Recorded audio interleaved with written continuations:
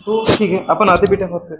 जैसे क्वेश्चन है, amongst the following the total गुड़े बात करें number of species not having 8 electrons around central atom in its outermost cell.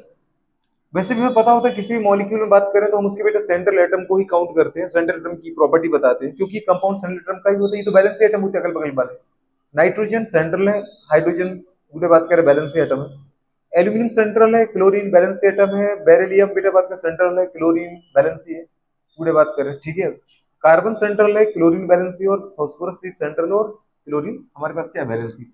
तो अगर आप नाइट्रोजन को उठा के देखो बेटा, तो नाइट्रोजन के आउटर मोस्ट में 5 इलेक्ट्रॉन होते हैं, ऑक्टेट पूरा करने के लिए 3 हाइड्रोजन बॉन्ड से बॉन्ड बनाता है और इसके पूरे बात करें ऑक्टेट पूरा हो जाता है, ठीक है। तो अभी अगर देखें NH3 को, तो ऐसा स्ट्रक्चर है इसका, कुछ दिख रहा है आपको बेटा? बाकी एक बॉन्ड के 2 4 6 और ये लॉन पेयर है, फ्री इलेक्ट्रॉन पेयर मतलब लॉन पेयर। इसका स्ट्रक्चर कैसे होता है बेटा? ट्राइगोनल पिरामिडल होता है कि नहीं होता है, ठीक है। तो sp3 हाइब्रिडाइज है, बॉन्ड एंगल 107 डिग्री होता है। स्ट्रक्चर बेटा बात करें ट्राइगोनल क्या होता है? पिरामिडल। और अभी इस नाइट्रोजन के पास अगर देखी जाए तो सेंट्रल एटम के पास कितने आ रहे बेटा? 8 इलेक्ट्रॉन ही है, पहला हो गया। AlCl3 बोरॉन फैमिली का है, लिविस एसिड है, इलेक्ट्रॉन दूसरे बात में डेप्सिन कंपाउंड है। आप एल्यूमिनियम को बनाओ, आउटर मोस्ट में 3 इलेक्ट्रॉन होते हैं, ठीक है। तो अगर ये 3 बॉन्ड बनाता है बेटा बात करें हाइड्रोजन के साथ या क्लोरीन के साथ, इसलिए मैंने आपको एक दिन बताया था ये बेटा मोनोमर के फॉर्म में रहता ही नहीं, कि इसका ऑक्टेट इनकम्प्लीट होता है, इसको डाइमर बनाया था, अगर आपको याद आ रहा है। बनाया था कि नहीं बनाया था? Al2Cl6, ठीक है। और ये क्लोरीन मिलेगा आपको। अब अगर इसको देखें तो स्ट्रक्चर आ रहा है ट्राइगोनल प्लेनर, हाइब्रिडाइजेशन आ रहा है sp2 और बॉन्ड एंगल आ रहा है बेटा 120 डिग्री। बॉन्ड बॉन्ड के बीच के एंगल बॉन्ड एंगल कहलाता है। तो ये बॉन्ड एंगल कितना आ रहा है? 120 डिग्री। स्ट्रक्चर कैसा है बेटा? बात करें ट्राइगोनल प्लेनर, ठीक है। और हाइब्रिडेशन क्या आ रहा है बेटा? sp2। हाँ, सेंट्रल एटम के पास 8 इलेक्ट्रॉन नहीं है, तो इलेक्ट्रॉन कितने बेटा? इसके पास 6 इलेक्ट्रॉन है। इसका मतलब ये ऑप्शन में आ जाएगा और इसको बन क्या मानेंगे? Lewis acid. लोन पेयर है, 8 इलेक्ट्रॉन, ऑक्टेट भी पूरा है, तो ये क्या है? लिविस बेस है, ठीक है। ये कंडीशन आ जाएगी। थायराइड हमारे पास आता है BeCl2, लीनियर स्ट्रक्चर है, चाहे वो BeCl2 हो, ZnCl2 हो, HgCl2 हो। आउटर मोस्ट में 2 इलेक्ट्रॉन ही होते हैं बेरिलियम के, तो वो ऑक्टेट पूरा करने के लिए 2 बॉन्ड बनाता है, ऑक्टेट पूरा हो नहीं पाता, ये अलग बात है। तो ये बन गया बेटा बात करके आपका BeCl2। अगर आप इसको देखो तो 2 ही बॉन्ड है, sp हाइब्रिडाइजेशन आएगा, स्ट्रक्चर लीनियर आएगा, चाहे आप ऊपर से देखो चाहे नीचे से। बॉन्ड एंगल कितना आएगा बेटा? 180 डिग्री आएगा। ऑक्टेट पूरा नहीं है, लिविस एसिड बोलेंगे, क्योंकि इसके पास ओवरऑल 4 इलेक्ट्रॉन ही है। कितने इलेक्ट्रॉन है बेटा? 2 2 4। नेक्स्ट स्ट्रक्चर है CCl4, कार्बन टेट्राक्लोराइड। कार्बन के आउटर मोस्ट में 4 इलेक्ट्रॉन होते हैं। 8 करने के लिए गुड़े बात करें, वो अगर बॉन्ड बनाता है सामने वाले के साथ, तो 4 क्लोरीन आएंगे, 4 क्लोरीन के साथ 4 बॉन्ड बनाएगा, ठीक है। और स्ट्रक्चर कैसा आ जाएगा बेटा? बात करें एक भी लोन पेयर नहीं है, सारे बैलेंस ही इलेक्ट्रॉन अगर बॉन्ड बनाने में खर्च हो रहे, तो स्ट्रक्चर इसका आ जाएगा हमारे पास टेट्राहीड्रल। कैसा स्ट्रक्चर आएगा बेटा? टेट्राहीड्रल स्ट्रक्चर आएगा। अगर टेट्राहीड्रल स्ट्रक्चर है तो जो बॉन्ड एंगल आएगा वो क्या आएगा? 109 डिग्री 20 पूरे बात करें 8 मिनट। बहुत बढ़िया। बॉन्ड एंगल क्या होता है बेटा? किन्हीं भी 2 बॉन्ड के बीच का एंगल 109 डिग्री 28 मिनट आएगा। हाइब्रिडाइजेशन हम सिंगल बॉन्ड को ही काउंट करते हैं, सिग्मा बॉन्ड को sp1 p2 p3, क्योंकि एक ऑर्बिटल में 2 इलेक्ट्रॉन रखते हैं और एक बॉन्ड में भी 2 इलेक्ट्रॉन होते हैं, तो sp1 p2 p3। sp3 structure है, sp3 हाइब्रिडाइजेशन है, टेट्राहीड्रल की बात किसकी ज्योमेट्री आ जाएगी, बॉन्ड एंगल इतना आ जाएगा। और कार्बन के पास 2 4 6 8 इलेक्ट्रॉन ही है। कितने बेटा बात करें? पर ना 8 से कम ना 8 से ज्यादा, तो फिर इसको बोलेंगे इलेक्ट्रॉन प्रिसाइज। क्या बोलते बेटा बात करें? Electron precise. ना ये लिविस एसिड ना लिविस बेस है। नेक्स्ट आता है PCl5। PCl5 में आपको अच्छे से समझ में आ रहा है कि बेटा बात करें ऑक्टेट से ज्यादा इलेक्ट्रॉन है, मतलब इसका बेटा बात करें क्या है? ऑक्टेट बेटा बात करें एनलार्ज है। फॉस्फोरस हमने बनाया, PCl5 में हम अच्छे से जानते हैं, बुरे बात करें क्या जानते बेटा? कि इसके अंदर जो इसका स्ट्रक्चर आएगा वो कैसा आएगा? स्ट्रक्चर आएगा ट्राइगोनल बायपिरामिडल। क्या आएगा बेटा बात करें? एक क्लोरीन यहां पे आया, दूसरा क्लोरीन बोलो बात करें कहां पे आया बेटा? यहां पे आया। एक क्लोरीन ये है,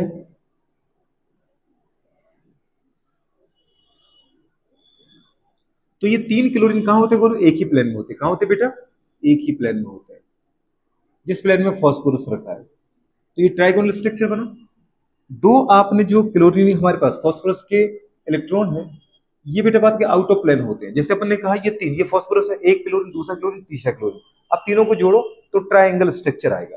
लेकिन एक ऊपर से आके बेटा आउट ऑफ प्लेन, अगर फास्फोरस यहाँ रखा तो एक ऊपर से बॉन्ड बनाएगा और एक नीचे से, ठीक है। अगर आपने इसको यहाँ रख दिया तो चलो एक ही प्लेन में आ गया, इस प्लेन में, तो एक ऊपर से फास्फोरस के पास क्लोरीन आएगा और एक कहां से आएगा बेटा, अंदर से, पीछे से, ठीक है।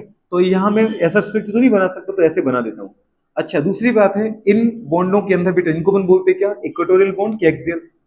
जल्दी बोलो, इक्वेटोरियल की एक्सियल। एक बार एक्सियल कोई चिल्ला रहा है, एक बार इक्वेटोरियल, पहले सोच लो फिर बताओ मुझे। और एक बेटा क्लोरीन यहां पर आ गई। ये दो एक्सियल बॉन्ड होते हैं, इक्वेटोरियल बॉन्ड होते हैं, ठीक है। तो ये बॉन्ड छोटे हो तो ये बॉन्ड क्या होते हैं, लार्ज होते हैं। मतलब टू टाइप के बॉन्ड होते हैं, टू एक्सियल होते हैं और तीन क्या होते हैं, इक्वेटोरियल, मतलब एक पेरिफेरी पर आते हैं, तो वो बॉन्ड छोटे शॉर्टर होते हैं। अच्छा, ये बॉन्ड छोटे होने का कारण ये है बेटा, क्योंकि बॉन्ड बॉन्ड के बीच में अगर अपन देखें तो टोटल 360 है, तो बॉन्ड बॉन्ड के बीच में 120, 120 और 120। लेकिन ये ऊपर वाला जो आया वो कितने पर है, 90 डिग्री पर। ये वाला कितने पर है, 90 डिग्री पर। जैसे आपने ऐसा स्ट्रक्चर बोला ना कि भाई साहब ये 360 है, अब 360 में से एक इधर चला गया क्लोरीन बेटा, एक इधर चला गया क्लोरीन, सोच पा रहे, एक यहाँ चला गया क्लोरीन, यहाँ पर कौन है, ये सर हमारा फास्फोरस है, और एक यहाँ क्लोरीन चला गया। अब उठा के देखो बेटा, ये कितना आ रहा है, ये भी 120 है, ये भी 120 और ये भी 120। लेकिन जो ऊपर वाला आया, इसका इसके साथ क्या एंगल आ रहा है, 90 डिग्री। इसका इसके साथ क्या एंगल है, 90 डिग्री। इसके साथ क्या है, 90 डिग्री। तो बॉन्ड के दो इलेक्ट्रॉन, बॉन्ड के दो इलेक्ट्रॉन के बीच में रिपल्सन ज्यादा रहे, तो इसलिए ये दूर भागता है यहाँ पर, और वो अंदर भागती है दूर। तो जो इक्वेटोरियल वाले बॉन्ड है, यहाँ पर बॉन्ड एंगल 120 आ रहा है, डिस्टेंस ज्यादा है, रिपल्सन कम है। लेकिन बेटा जो ऊपर से आएगा और अंदर से आएगा, मतलब जो परपेंडिकुलर गिरेगा इनके साथ 90 डिग्री के साथ, अब यहाँ तो 90 डिग्री का आ गया ना बेटा एंगल, तो यहाँ पर बॉन्ड बॉन्ड पास पास आ गया, तो बॉन्ड बॉन्ड बॉन्ड पेयर में रिपल्सन ज्यादा होगा, तो ये इलेक्ट्रॉन दूर हो जाएंगे, मतलब रिपेल हो जाएंगे, तो इनका साइज बढ़ जाता है। PCl5 में इसलिए याद रखना है कि दो अलग टाइप के बॉन्ड है, तीन अलग है। ये जो दो बेटा बात करें फॉस्फोरस क्लोरीन बॉन्ड है ना, इनकी जो बॉन्ड लेंथ है वो ज्यादा होती है। क्या बात करें अपन, बॉन्ड लेंथ की, किन से, थ्री टाइप के जो पूरा इक्वेटोरियल फॉस्फोरस क्लोरीन बॉन्ड है इनसे, ये खास कर याद रखना है ना, बॉन्ड लेंथ। अच्छा, यहाँ पे क्यों होता है, क्योंकि यहाँ पर क्या है, मोर बॉन्ड पेयर रिपल्सन, यहाँ लेस बॉन्ड पेयर रिपल्सन होता है। तो ये काफी हमारे पास। अब क्वेश्चन था कि किसके आउटर मोस्ट में 8 इलेक्ट्रॉन नहीं है, तो हम दीदी यही मानते हैं कि 8 से ज्यादा वाले को भी हम काउंट करेंगे कि 8 नहीं है, और 8 से कम वाले को भी काउंट करेंगे कि 8 नहीं है। जिनके पास 8 है उनको छोड़ दो बस। इसके आउटर मोस्ट में कितने इलेक्ट्रॉन है बेटा, 4, तो 8 नहीं है, 1। इसके आउटर मोस्ट में कितने आ गए बताओ बेटा, 6, 8 नहीं है, 2। इसके आउटर मोस्ट में कितने हैं, 8, इसको काउंट नहीं करना है। इसके आउटर मोस्ट में कितने हैं, 8, इसको काउंट नहीं करना है। इसके आउटर मोस्ट में कितने आए, एक बॉन्ड के दो, इस बॉन्ड के दो, इस बॉन्ड के दो, इस बॉन्ड के दो, इस बॉन्ड के दो, कितने आ रहे, 10 इलेक्ट्रॉन। तो 10 इलेक्ट्रॉन है, तो इसका मतलब ये भी इस बेटा बात करें इसमें काउंट किया जाएगा। तो टोटल ओवरऑल कितने आ गए बेटा बात करें, ऑप्शन 3 ये आएगा। इसमें ये भी आएगा और ये भी आएगा और ये भी आएगा। अच्छा, फिर इसका स्ट्रक्चर तो अपने देख ही लिया, स्ट्रक्चर कैसा आ रहा है, ट्राइगोनल। जल्दी बोलो बेटा बात करें, बाय पिरामिडल। क्या बोलेंगे, बाय पिरामिडल। दूसरी बात, इसका हाइब्रिडेशन क्या आ रहा है, sp3d, sp1p2 p3d। स्ट्रक्चर के बोल ही दिया। बॉन्ड एंगल कितना आ रहा है बेटा बात करें, अगर आप इक्वेटोरियल का देख रहे हैं तो 120, और एक्सियल वाले का इक्वेटोरियल के साथ देख रहे हैं तो 90 डिग्री। बहुत बढ़िया, तो दो टाइप के लिखेंगे उधर। और ये क्या है हमारे पास, ऑक्टेट तो इनका कंप्लीट है, 10 इलेक्ट्रॉन है, तो पूरे बात करें इसको क्या माना जाएगा, लिविस एसिड की लिविस बेस।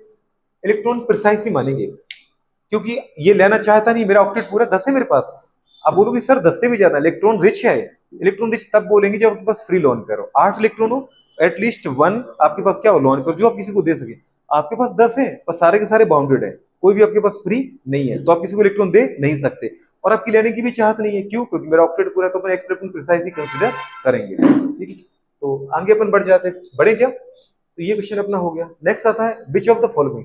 इस क्वेश्चन में इतना ही याद रखना, amongst the following would have occurred the total number of species will not have 8 electron would have around central atom। मतलब सीधी बात, इनका स्ट्रक्चर बनाओ, NH3 का 8 इलेक्ट्रॉन, AlCl3 का would have 6 इलेक्ट्रॉन, BeCl2 का बेटा बात का 4 इलेक्ट्रॉन, CCl4 का 8 इलेक्ट्रॉन, PCl5 का 10 electron.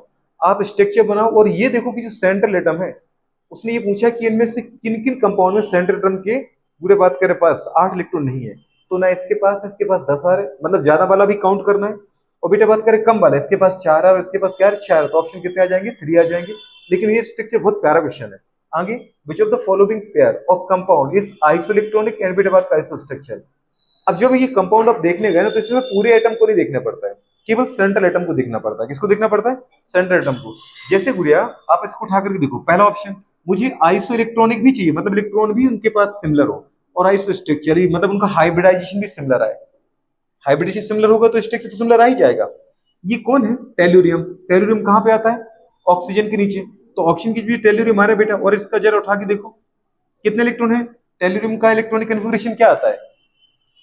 Oxygen, sulphur, selenium, tellurium. समझ पा रहे हैं? तो कितना आता है टेल्यूरियम का? 6 पीरियड का है। 6 पीरियड का है। 5th का है, वही तो। देखो, oxygen, sulphur, selenium, tellurium, second, third, fourth, fifth, ये सेकंड पीरियड से स्टार्ट होता है ना बेटा, तो ये 5th पीरियड में आएगा। आएगा। आपको इसका नहीं आता ना जनरली, बगल में फ्लोरीन का तो आता है। Fluorine, chlorine, bromine, iodine. Iodine का कितना है? 53। तो ये कौन है? 52 वाला है। एक ग्रुप तो हमें कोई ना कोई याद होता है। 52 मतलब इसका 52 एटॉमिक नंबर, तो 52 इलेक्ट्रॉन है। अब दूसरी कंडीशन आता है बेटा, बात करें जीनोन, और आपको ये समझ में आ गया कि ऑक्सीजन के आउटर मोस्ट में कितने इलेक्ट्रॉन होते हैं? 6। इसको कितने की रिक्वायरमेंट है? 2 की, और 2 ही उसने बॉन्ड बनाया। ऑक्सीजन 2 बॉन्ड बनाता है तो इसने भी तो 2 ही बॉन्ड बनाए। जैसे OH2 लिखते हैं अपन वाटर के लिए, लिखते कि नहीं लिखते? ऑक्सीजन के आउटर मोस्ट में कितने इलेक्ट्रॉन है? 6। 2 की जरूरत है तो वो 2 बॉन्ड बनाता है हाइड्रोजन के साथ। इसका मतलब बस यहाँ पे ऑक्सीजन हटा दो, टेलुरियम उठा लो, और टेलुरियम के साथ एक बॉन्ड अगर हाइड्रोजन बनाता तो एक ही बॉन्ड तो आयोडीन भी तो बनाता है, क्योंकि आयोडीन के आउटर मोस्ट में 7 इलेक्ट्रॉन होते हैं। वैसे स्ट्रक्चर आएगा, वी शेप बैंड। तो ये मुझे समझ में आ गया कि इलेक्ट्रॉन, ठीक है, कितने मेरे पास? 52। अब जीनोन को पकड़ लो, जीनोन में तो 54 इलेक्ट्रॉन होते ना। इसका मतलब ये स्ट्रक्चर तो सही है पूरे बात करके। आइसो स्ट्रक्चर है, आइसो स्ट्रक्चर चाहिए नहीं, इसका स्ट्रक्चर है भी शेप टेलुरियम का। अरे आ रहा है कि नहीं आ रहा है? और बेटा बात कर, क्योंकि 2 लॉन पेयर है तो हाइब्रिडाइजेशन कैसा आएगा? sp1p2p3, sp3 V shape. और इलेक्ट्रॉन कितने आएंगे बेटा बात करें? इलेक्ट्रॉन आएंगे इसके पास 52। अगर केवल मैं सेंट्रल एटम को कंसीडर करूं तो सेंट्रल एटम के। अब दूसरा आपके पास है क्या? XeF2। XeF2 में स्ट्रक्चर लीनियर आता है, हमें पता है स्ट्रक्चर सेम हो ही नहीं सकता, क्योंकि XeF2 के आउटर मोस्ट में कितने इलेक्ट्रॉन होते हैं बेटा? 8 होते हैं। ये तो पूरी मजबूरी में फ्लोरीन के हाई इलेक्ट्रोनेगेटिविटी की वजह से बॉन्ड बना रहा है। क्या जीनोन का मन थोड़ी कर रहा था बॉन्ड बनाने का? क्यों? ऑक्टेट ही कंप्लीट था। तो कितना आ गया बताओ बेटा रानी? XeF2 में अगर देखें तो लीनियर स्ट्रक्चर है, स्ट्रक्चर लीनियर आ गया। और इलेक्ट्रॉन कितने बेटा बात करें? फ्लोरीन के पास, सॉरी जीनोन के पास 54 है। ठीक है, तो सिमिलर है ही नहीं, तो पहला ऑप्शन तो बेकार हो ही जाता है, यहीं पे फिनिश करो। दूसरा ऑप्शन आयोडीन जीनोन, हाँ यहां लग रहा है मुझे। कैसे? आयोडीन के आउटर मोस्ट में कितने इलेक्ट्रॉन थे? कितने थे? 7, और एक इलेक्ट्रॉन उसने ले लिया। लेगा तभी तो बेटा बात की जाकर कि जीनोन जैसा बन पाएगा, तभी तो उसने 2 बॉन्ड बनाए। तो इसका मतलब आयोडीन के आउटर मोस्ट में इलेक्ट्रॉन थे 53 पर -1 लगाए, तो 53 प्लस 1 करो कितना हो रहा है? 54। और बेटा 2 स्ट्रक्चर आ गया। और दूसरा क्या है? जीनोन। जीनोन के आउटर मोस्ट में पहले से ही कितने होते हैं? 54 इलेक्ट्रॉन होते हैं, पता है ना अपन को, 54 इलेक्ट्रॉन होते हैं। अच्छा, स्ट्रक्चर भी सिमिलर आ रहा है, क्योंकि आयोडीन के ऊपर नेगेटिव आ गया तो वो जीनोन ही बन चुका है 54-54। अब 2 इलेक्ट्रॉन, अगर 2 बॉन्ड कौन बनाता है? जीनोन बनाता है। तो 2 बॉन्ड ही तो कौन बना रहा है? आयोडीन बना रहा है कि नहीं बना रहा है? उठा के देखो, लीनियर स्ट्रक्चर आ रहा है। कैसा आ रहा है? लीनियर स्ट्रक्चर आ रहा है। आंसर आंसर कौन सा था? बी ही था आंसर। अब आप बोलो थर्ड क्यों नहीं हो सकता? आयोडीन है, पूरे बात कर रहे हैं, पर आयोडीन के पास इलेक्ट्रॉन कितने हैं? 53, नेगेटिव नहीं आया। और कितने आ रहे हैं? 54 जीनोन के पास। सिमिलर इलेक्ट्रॉन ही सिमिलर नहीं आ रहा है। BeCl2 सिमिलर हो ही नहीं सकता। बेरिलियम के पास, बेचारे के पास कितने इलेक्ट्रॉन है? टोटल काउंट करो 4, और जीनोन कहां? 54 के बैठा है, तो ये ऑप्शन हो ही नहीं सकता। हाँ, आइसो स्ट्रक्चर है, दोनों लीनियर है, पर आइसो इलेक्ट्रॉनिक नहीं है। जीनोन भी, XeF2 भी लीनियर है, BeCl2 मैंने आपको देखो बनाया, BeCl2 भी लीनियर है और XeF2 भी लीनियर है। आइसो स्ट्रक्चर है, पर आइसो इलेक्ट्रॉनिक में ये चीज क्या होगी? बेकार हो गई, क्योंकि आइसो इलेक्ट्रॉनिक नहीं है। बेरिलियम के पास कितने हैं? 4 इलेक्ट्रॉन, और जीनोन के पास कितने हैं? 54 इलेक्ट्रॉन।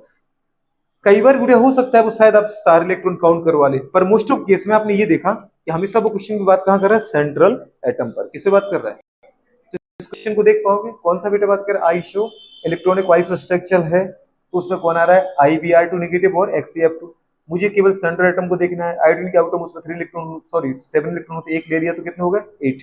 जीनोन के आउटर मोस्ट में भी 8 होते हैं, तो इसका मतलब 2 बॉन्ड ये बनाएगा तो 2 बॉन्ड ये बना रहा है। समझ पा रहे? क्योंकि दोनों को ही मजबूर किसने किया? मोर इलेक्ट्रोनेगेटिव ने। अरे समझ में आ रहा है कि नहीं? दूसरी कंडीशन होती है टोटल इलेक्ट्रॉन काउंट करवा लो, जिनोन की 54 है, आयोडीन की 53 थी, एक ले लिया, कितना होगा 54। इलेक्ट्रॉन भी सिमिलर, स्ट्रक्चर भी सिमिलर, ऑप्शन कौन सा, ठीक है। अच्छा नेक्स्ट क्वेश्चन पे आते हैं, which one will have the highest bond order. तो आपको बताया था कि सबसे ज्यादा बॉन्ड ऑर्डर तो 3 निकला था गुड़िया, और किसका निकला था, जिसके पास आउटर मोस्ट सेल में टोटल इलेक्ट्रॉन 14 थे। अब 14 इलेक्ट्रॉन काउंट करो बेटा, एनओ के पास कितने आ रहे हैं 13। अगर 13 इलेक्ट्रॉन है तो क्या कहा था, एक से 14 से अगर इलेक्ट्रॉन एक कम हो रहा है एक बढ़ रहा है तो बॉन्ड ऑर्डर 0.5 से कम हो जाता है। तो 13 इलेक्ट्रॉन आ रहे हैं ना, कि 15 इलेक्ट्रॉन है, 15 इलेक्ट्रॉन है, 7 दूनी 14 और एक 15, ऑक्सीजन के 8 और नाइट्रोजन के 7, 15, 14 से एक बड़ा है, एक इलेक्ट्रॉन बढ़ेगा तो भी बॉन्ड ऑर्डर 0.5 से कम होना है। क्यों, क्योंकि जब इलेक्ट्रॉन बेटा 14 से जितना बढ़ते हैं ना तो वो जाते हैं कहाँ, एंटी बॉन्डिंग में, और एंटी बॉन्डिंग के जो इलेक्ट्रॉन होते हैं बॉन्ड ऑर्डर कम करते हैं। लेकिन अब 14 से जब कम करते हो तो इलेक्ट्रॉन कम होते हैं बॉन्डिंग के। तो भी बॉन्ड ऑर्डर के लिए कौन जिम्मेदार है, बॉन्डिंग इलेक्ट्रॉन, और बॉन्ड ऑर्डर खत्म करने के लिए कौन जिम्मेदार है, एंटी बॉन्डिंग इलेक्ट्रॉन। तो अगर आप बॉन्डिंग ऑर्डर में इलेक्ट्रॉन बढ़ा रहे हो, सॉरी बॉन्डिंग जो हमारे पास ऑर्बिटल है उसमें इलेक्ट्रॉन बढ़ा रहे हो तो बॉन्ड ऑर्डर बढ़ेगा, बॉन्डिंग जो ऑर्बिटल है उसमें इलेक्ट्रॉन कम करोगे तो बॉन्ड ऑर्डर कम होना है। उल्टा करो, एंटी बॉन्डिंग में इलेक्ट्रॉन बढ़ाओ बॉन्ड ऑर्डर कम होना है, एंटी बॉन्डिंग में इलेक्ट्रॉन कम करो बॉन्ड ऑर्डर बढ़ जाएगा, छोटी सी बात है। तो 15 अगर इलेक्ट्रॉन है तो बेटा बात की जब अपने डाला तो इलेक्ट्रॉन गया एंटी बॉन्डिंग में, इसलिए मैंने आपको बनाया था 14 पे सबसे ज्यादा 3, 15 पे एक कम करो, 13 पे एक कम करो, 16 पे एक और, मतलब जैसे एक इलेक्ट्रॉन बढ़ा 0.5 से कम करो, 0.5 से कम करो, याद आ रहा था, इलेक्ट्रॉन एक से बढ़ाओ या कम करो, ये बातें अपन ने की थी। 14 पे बॉन्ड ऑर्डर कितना था 3, और अगर इलेक्ट्रॉन 15 हो गए तो 2.5, और इलेक्ट्रॉन बेटा बात करें 13 हो गए तो 2.5, इलेक्ट्रॉन बेटा 16 हो गए 0.5 से फिर कम करो 2, इलेक्ट्रॉन 12 हो गए तब भी 2। कुछ याद आया, ये कौन है, ये ऑक्सीजन है O2, बॉन्ड ऑर्डर 2 आया था, और ये कौन है C2 कार्बन, कुछ याद आया, दोनों के दोनों पाई बॉन्ड C2, बुरे बात करें एक पाई एक सिग्मा, O2 उठा के देखो भैया, यहां भी डबल बॉन्ड है ऑक्सीजन के बीच में, पर एक सिग्मा है और एक पाई है। C2 यहां भी बेटा बात करें कितने थे गोलू, 2 बॉन्ड थे पर बोथ आर पाई, दोनों पाई, और ये क्वेश्चन नीट में आ चुका है। ये आपको मैंने कहां से बताया था, इलेक्ट्रॉन अगर कटने के बाद बॉन्डिंग के बचे रहे तो क्या मानो, अगर मैंने कहा था बॉन्डिंग नॉन बॉन्डिंग के इलेक्ट्रॉन कटे और बॉन्डिंग के इलेक्ट्रॉन बचे, अब वो इलेक्ट्रॉन सिग्मा बॉन्ड के बचे, सिग्मा ऑर्बिटल के तो सिग्मा बॉन्ड मानो, और पाई ऑर्बिटल के बचे तो पाई के बॉन्ड मानो उसको, sigma first S2 sigma anti bonding first S2 sigma 2s2 sigma anti bonding 2s2, पूरे बात कर, फिर पाई 2p पाई 2p एनर्जी बराबर थी, तो अगर पाई के इलेक्ट्रॉन बचे जाए तो पाई बॉन्ड बोल दो, सिग्मा के इलेक्ट्रॉन बचे तो सिग्मा बॉन्ड बोलो। जरा काउंट करियो गुड़िया, 15 इलेक्ट्रॉन है बेटा, 15 इलेक्ट्रॉन है तो बॉन्ड ऑर्डर क्या आएगा, कॉमन सेंस की बात है 2.5 है ना सर, कार्बन के 6, नाइट्रोजन के 7 और एक -1 एक और ले लिए तो कितने हो गए 13 और एक 14, 3, तो इसमें मुझे तो लगता है यही जाएगा, 3 से तो हो नहीं सकता। फिर भी आगे देख लेते हैं कितने आ रहे बेटा बात, कार्बन के 6, नाइट्रोजन के 7, 13 और एक प्लस निकल गया एक इलेक्ट्रॉन 12, 12 इलेक्ट्रॉन बॉन्ड ऑर्डर क्या आएगा, कितना रहेगा 2 आएगा कि नहीं आएगा 2, बहुत बढ़िया। Cn कितना आ रहा है 2.5 आ रहा है पक्का, ठीक है, तो पूरे बात का सबसे ज्यादा इसका आएगा, बराबर इनका है बेटा, ठीक है, और इसका सबसे कम, तो लिस्ट बोलते तो साइनेट आ जाता, मतलब Cn प्लस आ जाता। अब नेक्स्ट आते हैं हमारे पास, तो प्लीज इसको याद रखो, ये वाला तरीका बहुत प्यारा है अगर केवल बॉन्ड ऑर्डर देखना है तो। नेक्स्ट है इंट्रामोलिकुलर हाइड्रोजन बॉन्डिंग की बात कर, तो इसको मैं आपको एक बार दिखा देता हूँ फटाफट, है ना, इंट्रामोलिकुलर इंटरमोलिकुलर क्या होता है हाइड्रोजन बॉन्डिंग।